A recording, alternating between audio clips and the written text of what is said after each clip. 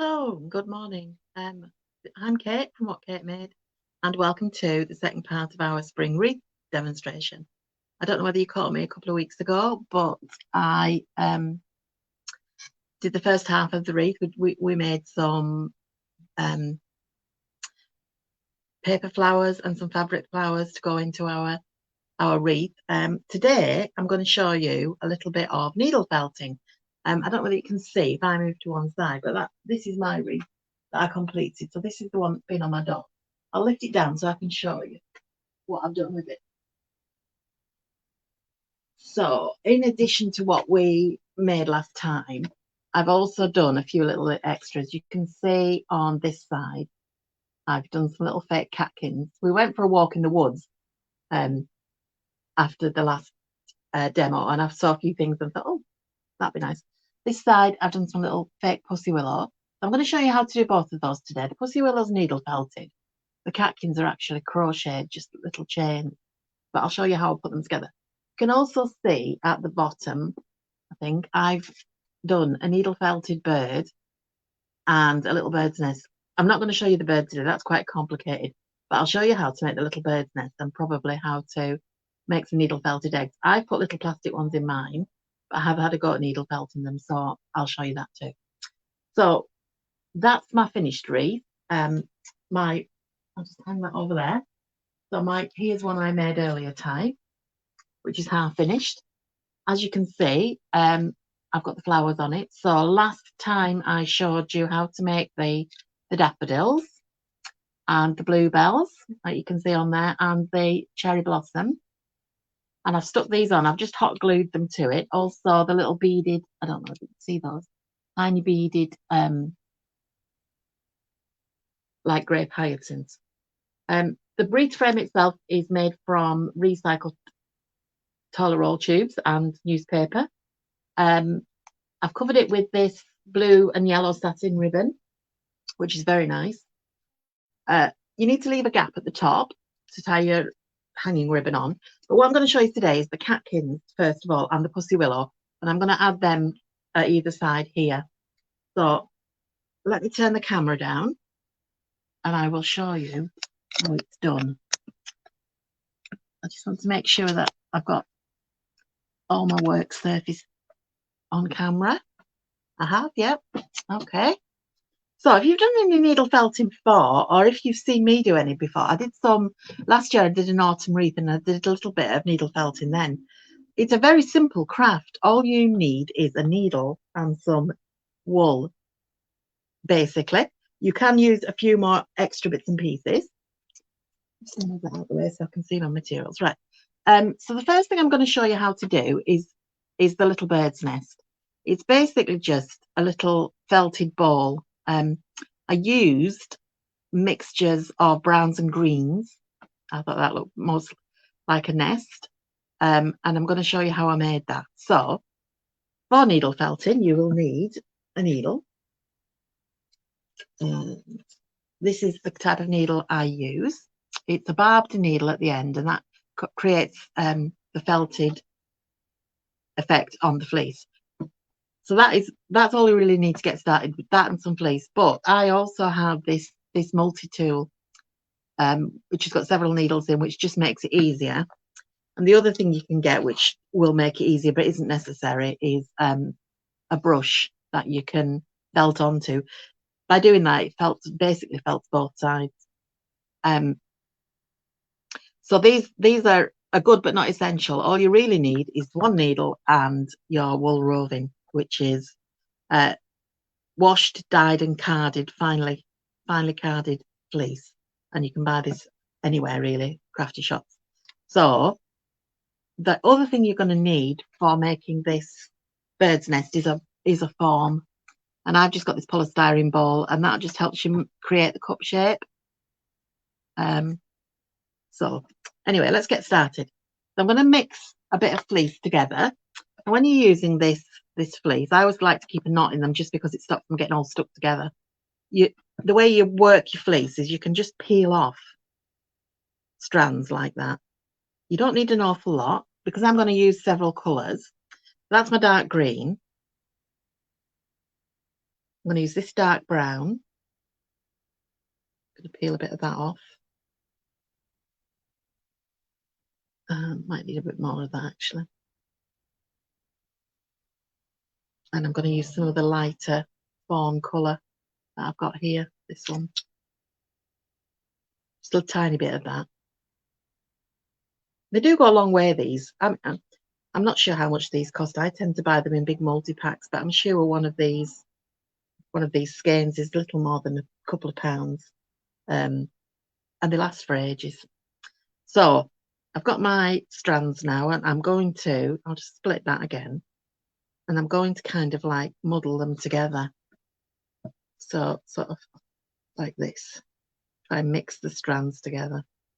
And then I'm going to basically form a cup shape by just sort of spiraling it out like that. Trying to mix and match as I go. So you've got your basic shape of your bird's nest right there. What we want to do now is make it stiffer and into like a fabric like this one. And to do that, you just simply stab at it. Now I'm starting on my solid foam pad with my multi-needle because that'll give me a good start before I start. Very quickly, you'll see it start to form a fabric almost immediately. If you use the brush that I showed you earlier, in fact, I'll show you that, you actually get the effect of needle felting both sides because the brushes agitate as well. So we'll try that, and it is a lot quicker. So we'll get a go at that. I mean, you don't have to. You can use just a foam pad underneath. I find a scouring pad actually is very good. But as you can see, this kind of felts both sides. So it is quite time saving. And once you start to form a fabric of it, then we're going to put it over the ball shape and form its shape. The one thing you do have to be really careful with the needle felting is stabbing yourself. Everybody stabs themselves. When you're working like this, you can keep away from your fingers. But quite often when you're using single needle and you want to really shape something, you have to be careful. I found the best thing is a pair of metal thimbles. I'll show you. Like that. So you put them on your fingers, sometimes even 3, and hold it like that. And then if you do stab yourself, at least you're not hurting yourself. So as you can see, it's very quickly forming into this fabric. Now I'm going to sit it on its end slightly so we can make an edge ready for going over the ball shape that I showed you earlier, the polystyrene ball. Polystyrene is quite good as well for needle felting, particularly the one that's not as solid and more sort of plasticky, rubbery. But as I say, just as good as anything is a scouring sponge. I use these. These are children's floor mats. They fit together like jigsaw puzzles. I use these for blocking my crochet as well. They're very handy for lots of things. So you can see I'm getting this ball shape forming now. It's very fluffy on the outside where it's been stuck to the brush, but it's smoother on the inside. So I'm going to swap over now and put this over my polystyrene ball to kind of work in the edges. You don't get as good a stab onto the polystyrene because it is a more solid surface, but it will sort of reduce the fluffiness this way. And you can see that the mix of colours is showing through quite well. I'll bring that up to the camera. So it's not just one solid colour, sort of getting the bird's nest effect. Now we want to pay particular attention to the edges of this because it needs to be fairly solid around the edges.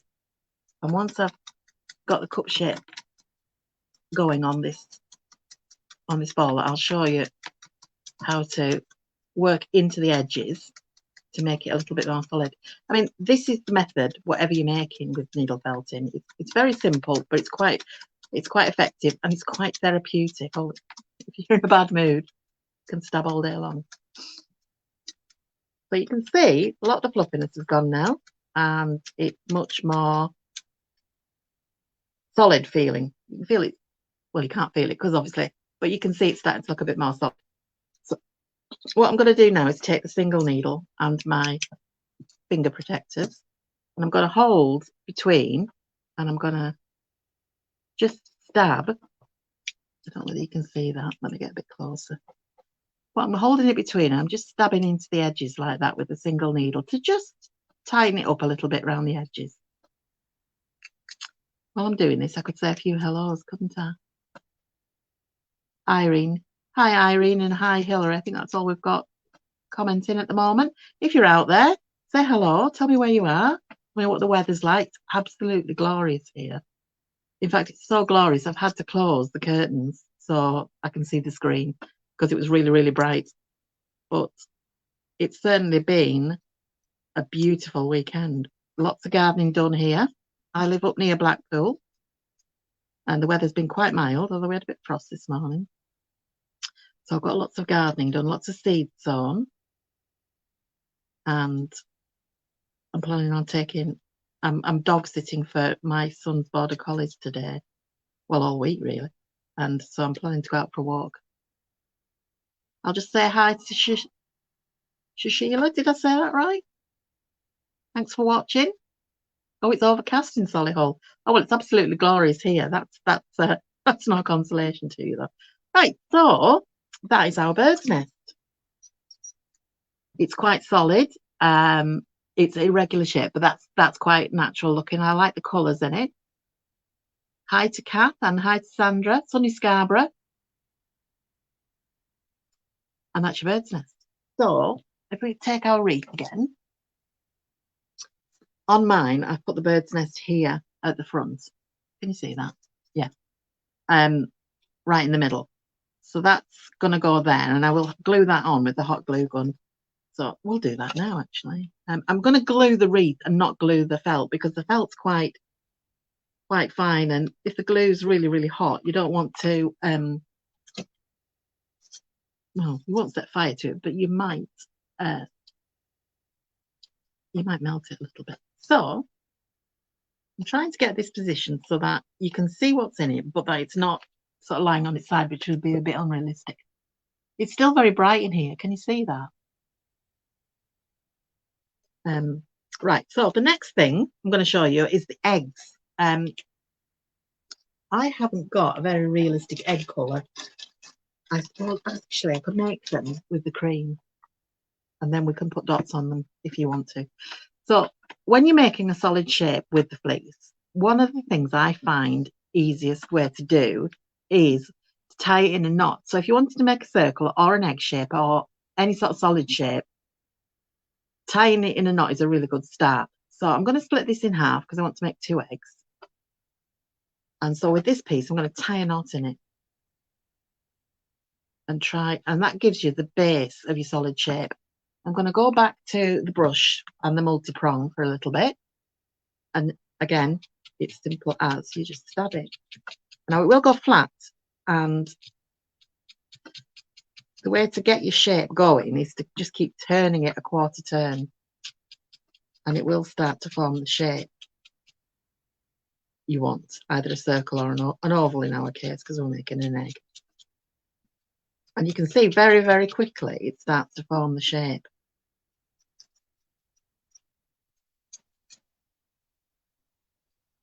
Now on my nest, I've put in some plastic eggs that I bought as for another project, and they look quite realistic. But this one, so your tail, you start to fold over your solid shape and work it in. And as I say, a quarter turn will keep it looking fairly round-ish. You will refine the shape once you move it off the brush. So again, I'm going to fold over that end, keep adding more of the fleece to the shape and turning it and stabbing it. Can you hear tractors going past? What tractors going past me today? It's a very busy time of year for farmers when it starts to get sunny like this. It's mostly dairy around us, so we don't have many sheep, but we have a few lambs.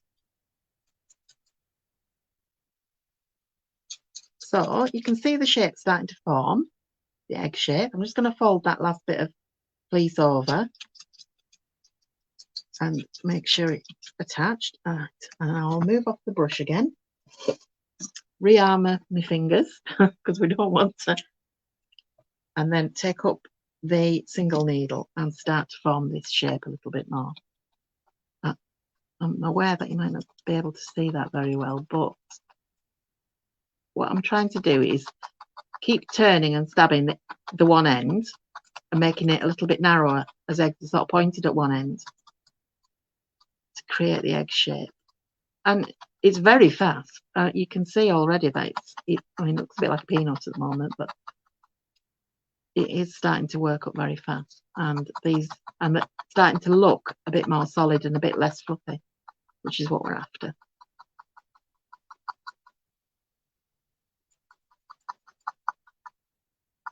I'm just going to say hi to Sarah, who's joined us a bit later. You haven't missed too much yet, Sarah. Right. So I've got a sort of pointy end, and now I'm going to turn it over and I'm going to stab from the bottom right through it, and that will create a fatter bottom. I can grip it without stabbing myself. I've tried all sorts of different methods of finger protectors when I've been needle felting. You can buy all sorts of leather and plastic, but this is the best I've found is the metal, because really it depends how hard you stab as well.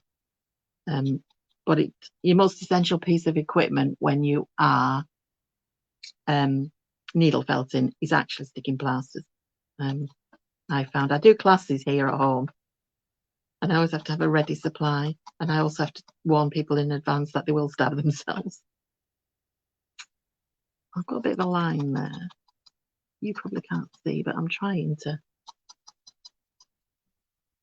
It's not very egg shaped. But it's close enough. Really needs to be stabbed a bit more from the top. I'm trying to do that without stabbing myself. Right. I'm quite pleased with that. I know it's not hugely egg shaped, but it's not bad. So what you can do then is dot it with a marker, brown marker pen, or a Sharpie pen. But if I get back to the wreath, pop the egg in. I think that looks quite good. I'm just going to put a dab of glue on so it doesn't fall out. So you will do another one, however many eggs you want. Those are the eggs. Okay, so it's a similar method for making the little pussy willow branches. I've made a few already because what you don't want to do is watch me stabbing all day. This is a sort of silvery grey fleece, which is quite nice. They don't have to be quite as smooth either because pussy willow is quite fluffy anyway. I've glued them onto a wire and then covered them in brown stem wrap because I noticed that the branches are brown. So this is the fleece I'm going to use. This is a lovely, fine, soft grey fleece. And again, I'm going to tear off a strand about that big. I might fold it in half before I knot it, just because it is a lot finer than the other and it might go smaller. So try and knot it. Not always easy. See what I said there? Not always easy. Yeah, I'm not very funny. And I'm making it I'm leaving a bit of a tail because that's how I'm going to use that to bind it to the wire. And I'm going to go back to my brush and my multi-tool and just again, needle felting is so simple. It is just a case of stabbing. The skill, I suppose, comes in the refining of the shape. So as you're turning it and stabbing more, you're refining the shape. It's quite an easy one, the pussy willow bit, because as I say, you don't really have to get it very smooth because you want it to look fluffy because they are fluffy. And really, it's as simple as that. I'm just gonna oops, refine the shape a little bit more at the end by stabbing between my fingers like that. Now, if I am not stabbing myself with a needle, I'm burning myself with hot glue. So yeah, I'll just move that out of the way for now, and we'll see what we can do about making this shape a little bit more pussy willow shaped. Are we enjoying all of this? I just had a message from Marion agreeing with me about the thimbles. Yeah, it is essential. So that's our pussy willow shape. It's still very fluffy. Now, I talked about using wire. I've just got some, this is fairly malleable silver wire. You don't want it too stiff because you have to wind it round, and you don't want it, you know, you don't want it too stiff, it'll not wind. I'm going to use a piece about that long for my stem. So that is about 3 inches. So with my pussy willow, I'm just going to put a bit of glue on the end of my wire. And then I'm going to push that into the center. It won't go right in because we've quite, it's quite solid now, our fleece, but it will go in. And then I'm just going to wrap that tail around. And that's going to form part of the stem. Okay. Don't worry about it coming a little bit unwound because I'm going to put some stem wrap around it. This is Florist stem wrap. It's like a tape. It's sort of waxy and coloured, and it stretches. And as it stretches, it gets sticky. And as it warms, it gets sticky. So you really want it to be quite warm and sticky before you start, because you want it to go over this fleece. So I'm going to wrap it round and then pull it very tightly around that fleece, and it will stick. And once you've got it started, it's just a case of twisting the head and holding the stem wrap with your fingers, and it goes round and round like that and forms a nice brown stem. I've missed a bit there, so I might go back with another bit and cover up that where the fleece is showing through. It doesn't really stick very well to the fleece, which is why I try and get it stuck to itself to start with. But it does give a bit of a bulkiness to it, having the fleece underneath, which makes it look more realistic. Not that it's very realistic, because it is very out of proportion as well. So there we go. That's our pussy willow.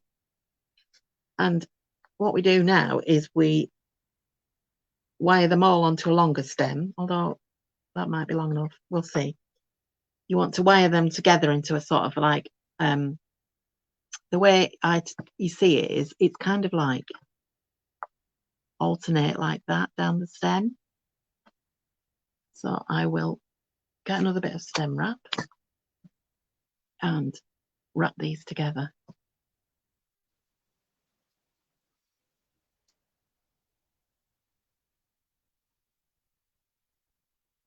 So you can see they look quite realistic. And the final one I'll put down there.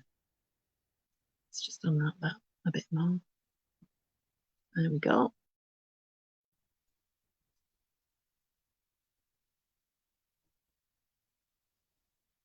And as you warm this and twirl it, pull off those bits of glue. And then you can kind of like pull it out a little bit and manipulate it with the wire. There is your pussy willow. So I am going to put the pussy willow on the wreath here towards the top, remembering to leave a bit of space for your ribbon. And I think it goes very nicely there. So I'm going to put a little bit of glue on the wreath in the places where the stem touches, and let that set. Once it's set, you can manipulate the wire stem so that they disappear a bit. So we'll push that wire stem underneath there. Possibly put those leaves over the top of it, actually. That'll hide it a little bit. So there you go. That's the Pussy Willow. Right, on to the Catkins. Now, I've already made these in advance because, as I said, they're crocheted. If you crochet, you will know what I'm talking about, and if you don't, you probably won't. So how I've done this is I've done a chain about 6 or 8 stitches long, and then slip stitched back up it. So if you know what I'm talking about, then that's obvious. But you can just make it with knotting a piece of thick yarn, but I think they're quite effective as well. And so we want them to hang a little bit, as catkins do. Now I am going to put these on another stem because I feel that one isn't quite long enough. So I'm going to take a stem, I'm going to put the first one on the top, and then I'm going to start wrapping it with the stem wrap, which has all got a bit twisted now. Getting that bit off the end.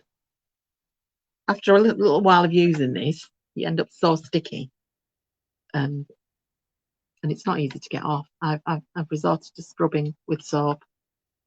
Right, so I'm a bit fingers and thumbs at the moment. I'm going to start winding to get my first catkin on. Then I'm going to add in my second catkin and carry on winding.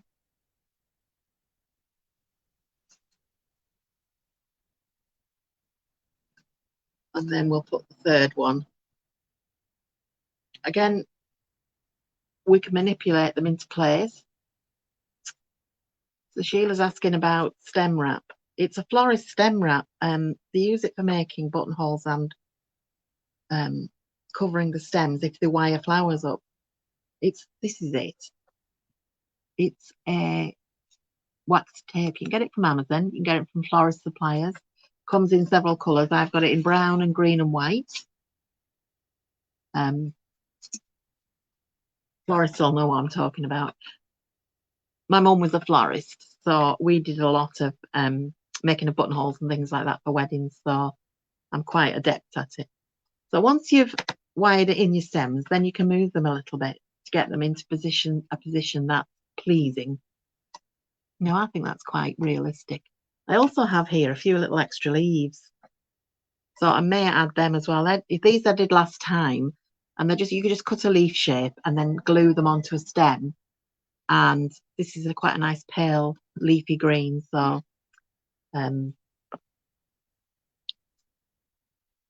it's kind of spring-like. So I'm just going to add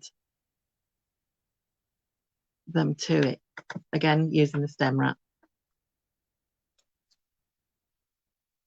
Oh, another one further down. Now, I'm not these are wired, but I am not going to cover these very thin wires in stem wrap simply because it's very difficult to do.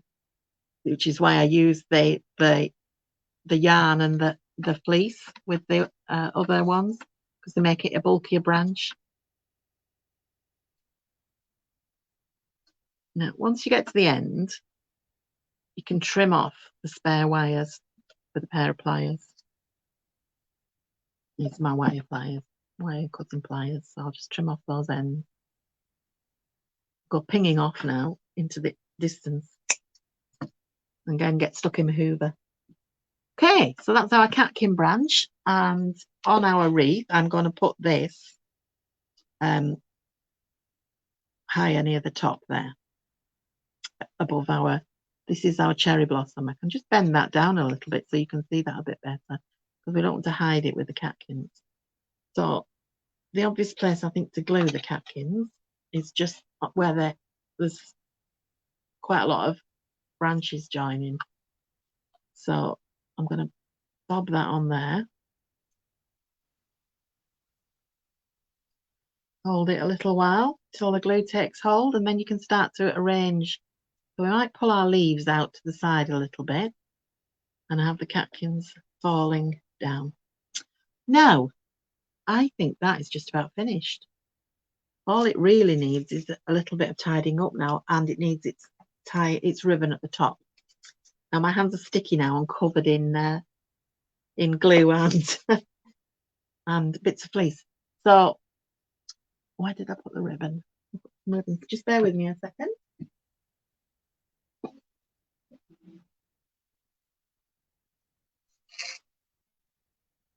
So I'm going to use the blue ribbon just because it's to hand. It's the same ribbon I used on here. You need about, well, you need enough to tie a loop round and then to have a you need to tie a loop round your wreath, and you need to have a bit for a hanger. These scissors aren't cutting very well. So what have I got there? Would you say about 2 feet of ribbon? Fold it in half, make a loop, put the loop like that, and then bring the ends through. So you've got a nice sort of loop, hanging loop. Can you see that there? And what I usually do is I put a dab of glue underneath it so it doesn't slip, because this ribbon's very slippery. So I'm going to put a dab of glue there and then put the loop back over it and pull it tight. And then the ends, you just tie it in a knot to give you your hanging loop.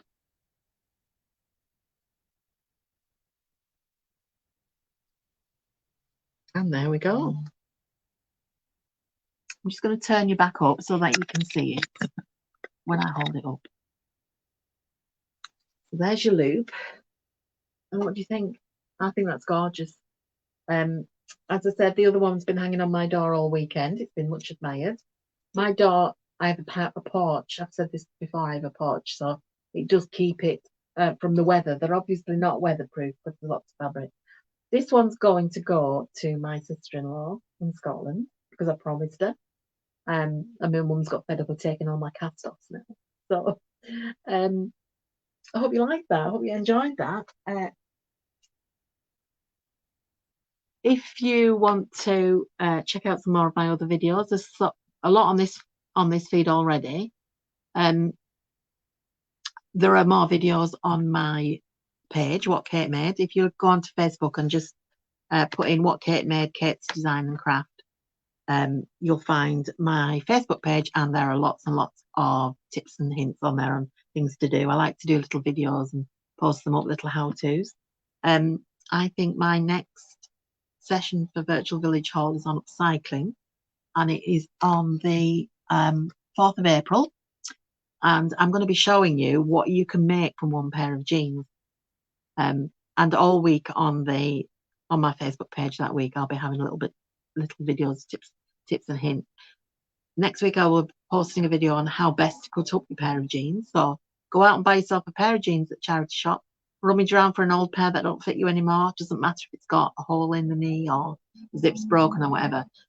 I will post a little video of tips on how to cut up your jeans to get the most out of them, and then join me on the 4th of April here to learn how to make things with jeans.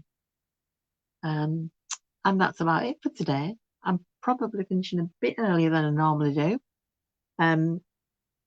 Comments are always welcome after the fact. If you're watching on replay, comment replay and tell me what you think.